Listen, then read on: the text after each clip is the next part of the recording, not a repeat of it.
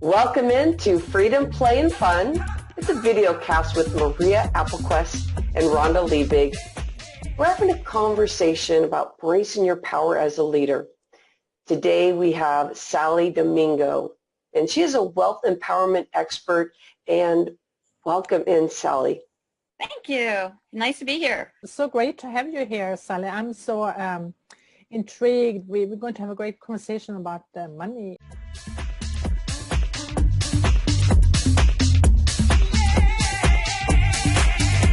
So Sally Domingo, she's a speaker, and she's a writer and a coach, but she's the founder of Women Wealth Mastery. I feel so empowered when I am in her space. She helps successful women to master the money in order to create the life of fun and travel, and that they truly desire.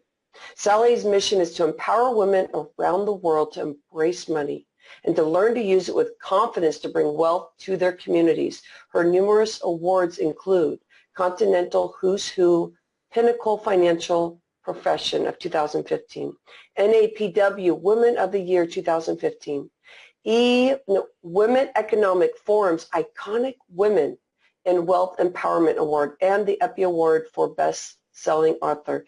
I have to tell you, I met Sally at eWomen Network. She's a leader here in Sacramento, Roseville, the whole expansion. Sally, welcome in. Thank you. Very kind of you, Rhonda. And I'm impressed. That means you was in India in May last year. It was the year before last. The year before, because I was in India last year. Oh, were you really? Yes, Women Economic Forum. So yeah, huge platform. Women from 108 countries. So many powerful women there, and such a great opportunity. Okay, yes. Boy, we are learning a lot about Sally. Sally, we are loving on you today, the empowerment of the women platform, but I see that, that strength, but also you and I talk about this, like that fun and freedom and play, which we're going to get at the end. But let's start off. How did you get in this space of being the coach that you are in that empowerment of finance? It's been a long road. I was a successful entrepreneur for 25 years in, of all places, the wholesale lumber business. And I made, six figures for 20 years. It was easy for me. I grew my money. I invested very well. My kids were in great schools. I had the perfect life. I volunteered full-time while I was at it as a Boy Scout leader and a Girl Scout leader. And then at some point I was near 50, and I decided that I needed to do something more with my life. It wasn't about the money anymore. I didn't care about the money. I wanted to leave a legacy. I wanted to help other people in some sale lumber business, and I went into the financial business. And I started training and getting all my financial certifications. And it wasn't too long after that that my husband found out that he had stage 4 esophageal cancer. And my life was turned upside down, and we lost him within 5 months. And that experience of realizing that you can do everything the right way, you can be perfect at life, and then it happens. And life is very unpredictable. And it's also too short. You see, I could never get him to travel and spend more time with the kids. He was always working, just like I was. And when that happened, and of course I became a widow and a single mom, and I lost a lot of what I owned because of some of the things that I didn't know about money. For instance, he didn't have life insurance. I had life insurance. I wasn't the one that died. So I learned a lot of lessons, and it was at that same time that there I was in the financial business coaching women, coaching couples. And over again, I would see the man start to take charge, listening to the advice that I gave him, what they should be putting in their financial portfolio, and start to relinquish control to her husband. And often, this was in the San Francisco Bay Area, often the woman made more than the man did. But she was focusing on the tasks at hand. She was thinking, I could see it in her eyes. She was thinking about picking the kids up from school and how many things she had to get through in her day to make everybody happy, while her husband was deciding whether or not to get life insurance on her. And their whole financial future was in his hands. And I knew from life experience that most of the time, at some point in a woman's life, she will become widowed or divorced. And if that happens, she will end up with whatever retirement plan her husband put in place. So a few years ago, I embarked on starting my own business. I realized that the traditional financial planning method was failing women. Women couldn't relate. There I was across this 8-foot conference table in my suit, my Dragon Lady suit, which was par for the course in the financial business. You had to appear credible and powerful in a man's world. And it alienated the women on the other side. They didn't understand. They couldn't get it. We'll talk a little bit. I've got a new book out, and the first page of my book, I'm very proud of it. It's wisdom. It's wisdom for women. We all have information that we can get off the internet, right? That's different from wisdom that you get from a life experience. And in the first page of my book, I say, what if banks were pink and fuzzy? What if money was warm? What if women could relate to money the way men can? Would that change the world? Would that change the way we walk in our lives and with our money? So that's my mission. My mission is to go around the world and have conversations like this and see if I can't help women to create feminine money, make it theirs, embrace it, use it, and be the powerful people in their own lives. I love it. I thank you for sharing your story, Sally. And what I'm hearing you saying is how important it is to help women establish a relationship with money. And I'm meeting so often women who are out of relationship with money. Actually, they don't even want to have a relationship with money because they don't want to care about money. And they don't want money to rule their life. So without even thinking about it, they have separated themselves from money and not seeing actually that separation in itself is the core issue to why money doesn't show up in their life as well. Exactly. That's exactly it. Women can't relate to it. And what's more, there's an important piece here. We are the nurturers. We want to give of ourselves. We want to serve our families. This is our innate essence, to serve. And we have something miswired in our brains because of our environment and the way we're raised. We think that we have to give away our money. We give it to our children, we give it to our families, we give it to our spouse and our communities. And we fail to see that if we keep more of it for ourselves first, we can grow it and have so much more to give later on. I love that, Sally, in the way that I so relate. I can see it in my family, and it sounds like you see it across the board as you are coaching and seeing, spending time with people and mentoring. A lot of, I have money, or I didn't know I had the money, and how that feels like, well, I didn't even have this. I didn't even know I had this money. So not even having a relationship with it, who cares kind of attitude. And that was one of the things that I had to break through. When you are looking at this with women being nurturing and the other space of taking command of the money and really get into the space to take charge, there has to be a process that happens. So how do you see that first step of really acknowledging that this is something that feels uncomfortable in women about trying to hand it to people before they can even enjoy it themselves.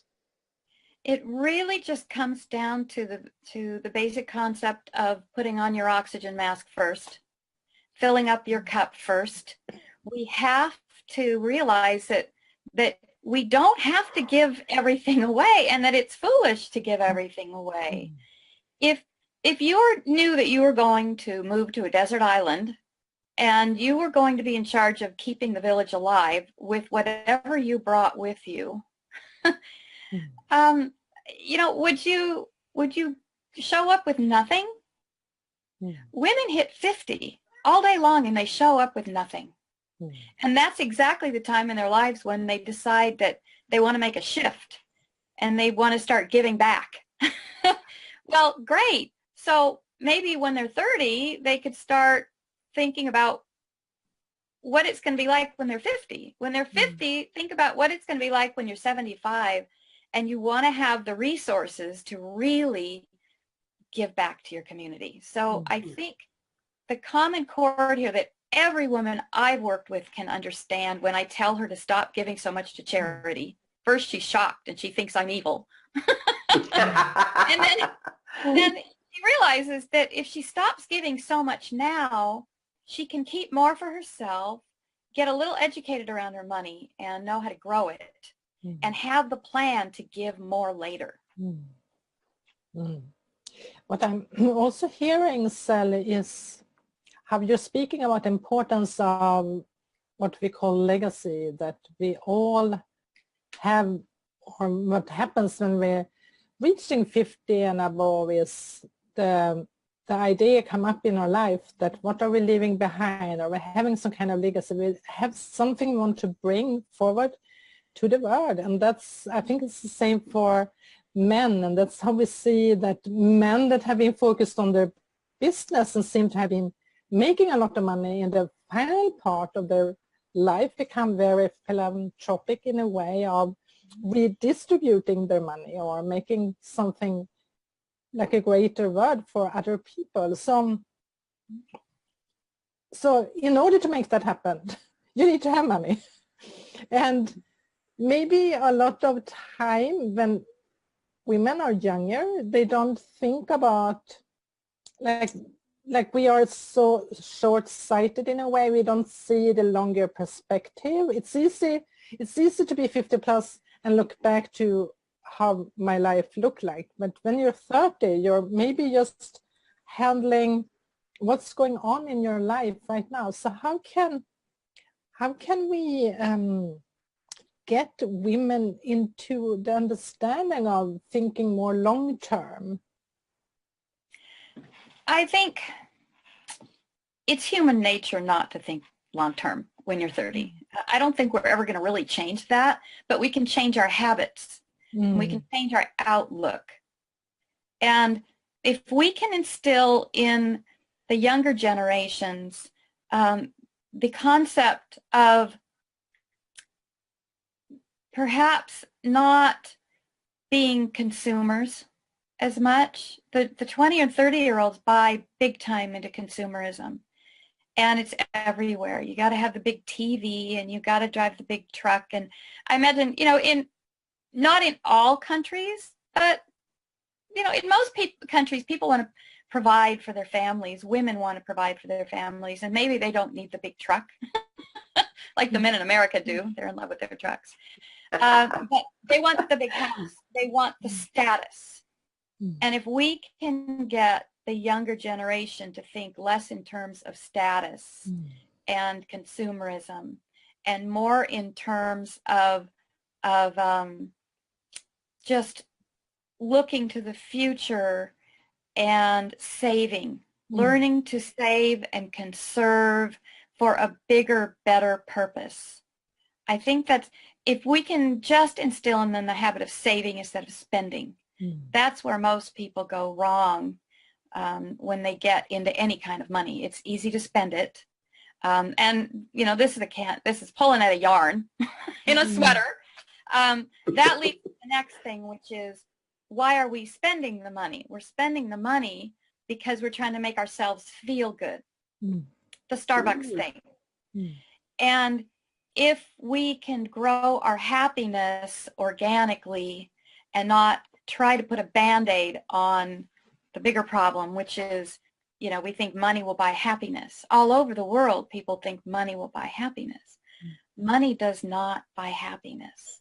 Happiness comes from loving the things around you and the place you are, and, you know, just really filling yourself up on a daily basis. You know, you teach this, Rhonda, through nutrition and exercise, and money gives us options, so that later we can maintain our security and our happiness. But in the present time, money doesn't buy us happiness. You bring up so much interesting points here. A couple layers I'm really connecting with.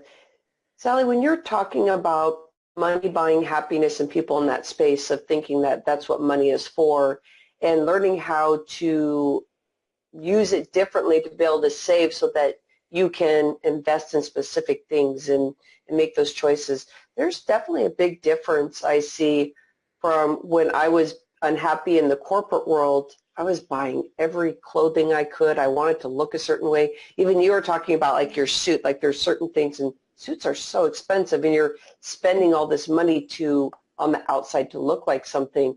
And what I'm hearing is that center space, and I feel like it's like a new conversation about the inward out, and the fulfillment is the money gives you options. So as your income is growing, that I feel that empowerment. Do you, and then I start thinking about just timelines. So what we were seeing now is a lot of woman empowerment. With that, what's your vision as being an expert in this area? How it's lifting? Is it lifting and affecting this space of women becoming more empowered? Do you see that happening as we move forward? Yes. As women start to take charge of their lives and push past the boundaries, the social mores. I can't go out on the golf course with these guys. The boss in the big corporation can't take the woman out, you know, to mentor her because of the social stigma. When women start to really come more into their power, and particularly when women start their own businesses and learn how to grow their businesses and grow their money, women will become the power players. As women become the power players, they won't need to give as much. They won't need to just give away their money. They will be working differently in the world. You know, if you look at powerful women, let's say one of my favorites to look at is Jackie Onassis. Jackie O was a beautiful, feminine woman. She had the money. She had the security. She was raised with it. Because she was raised with it, when she entered the room, she held her head high. She had this aura about her of power, feminine power, not masculine power. She didn't look like her dad. This woman, if she had lost everything in the world and she was the one on that desert island, she would have rocked it. A lot of this is self-confidence. A lot of what women lack in the world is self-confidence, not money. If you have the self-confidence, the money will come. And I love this women's movement. I love the Me Too and the women's marches and, you know, all that's going on right now in the world. Women are starting to step into their own and say, I can do anything. Yeah, it's so true. I'm so aligned with what you're saying, and I think it comes down to self-confidence, comes down to self-love, and part of what I'm teaching, intimacy and connection, I think that is also so related to people being unhappy and looking for buying things instead of actually finding happiness in connection that comes with another human person. and it's about relating to others. It's where we find the happiness, and it's in that relating we can also find our power and our confidence and a new level of self-worth and love for ourselves that will result in a new way of also making money. So it's really important of women's empowerment, but there is still we're living in a consumerist society, and a lot of women are actually quite good in killing each other. So there is this movement going on, but at the same time there is also the old way of being where women are actually great in killing each other and resenting each other because they are not in their power. So how can, like, what is the first steps do you see needs to happen? Like, is it to educate around wealth and money, or is it about self-love and happiness? Like, what's the way in there? It's very involved. You can keep pulling at these yarns. What I see that concerns me right now is the millennial generation. The millennials were raised with more wealth than any prior generation. And then they get out of school and they realize they have to make it on their own, and they're really becoming very discouraged because they don't think the opportunities are there that they thought were there. And I think the problem that I see with the millennial generation is that they have lost that day-to-day connection with people because they're on electronics so much. And they've lost that work ethic that came from, at least in this country, and in every country that has seen wars. In America, it came from the Great Depression in the 1930s. My parents went through the Depression. They grew up during the Depression. My parents are quite a bit older.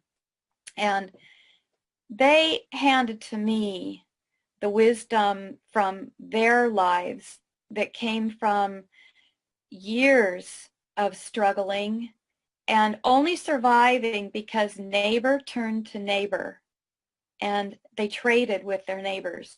One neighbor had potatoes, another neighbor had eggs. So they would trade eggs for potatoes.